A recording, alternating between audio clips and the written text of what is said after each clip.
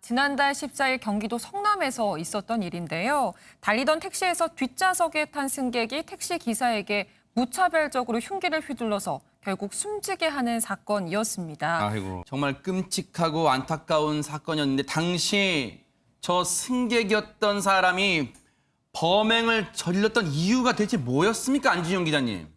참 이 범행에서 이유를 찾는 것도 참 송구스러운데 운행 중에 이 택시기사 일면식도 없었습니다. 이 승객은 무방비 상태에서 갑작스럽게 이 택시기사를 공격을 했고 심지어 도주를 시도하고 붙잡혔는데요.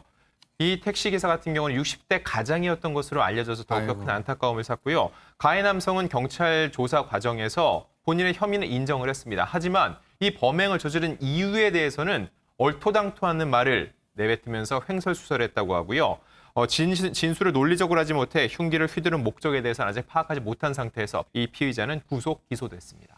시민들의 신고로 현장에 출동한 경찰은 피해자를 체포합니다. 이후 조사를 이어나가는데 그 과정에서 범행 동기에 관해 새로운 사실이 밝혀집니다. 이 사건 묻지마 범죄가 아니라 분풀이 범행이었던 겁니다. 자세히 말씀드리면 이 남성 20대 남성입니다. 채팅 앱을 통해 알게 된 여성을 살해하기로 마음먹고 흉기를 구입해 택시를 타고 약속 장소로 가고 있었습니다. 세상에. 그런데 해당 여성이 자신을 경계하고 있다는 생각에 범행을 단념하게 되는데 아이고. 계획이 틀어지자 화가 난 피해자 엉뚱하게도 택시기사를 대상으로 분풀이 범행을 저질렀던 것입니다.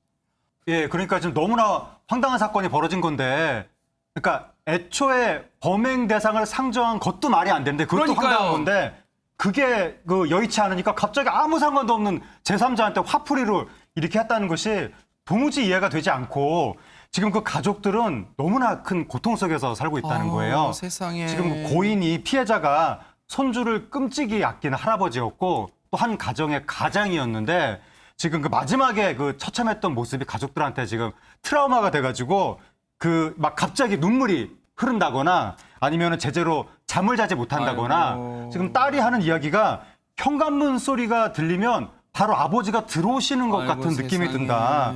그리고 아버지 그 마지막 모습을 봤더니 돌아가셨을 때 고통 이런 게 자꾸 상상이 돼가지고 나도 너무 고통스럽다고 그렇게 지금 유가족들이 고통을 호소하고 있습니다.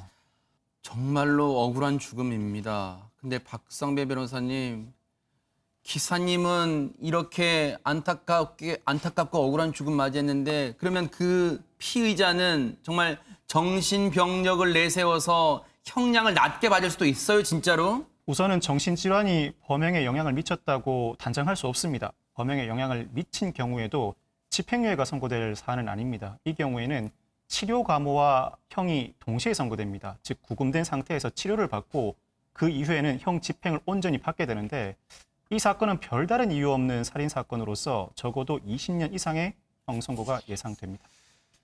너무너무 안타깝고 정말 분노가 치미는 그런 사건이었습니다. 정말 고인의 명복을 빌겠습니다.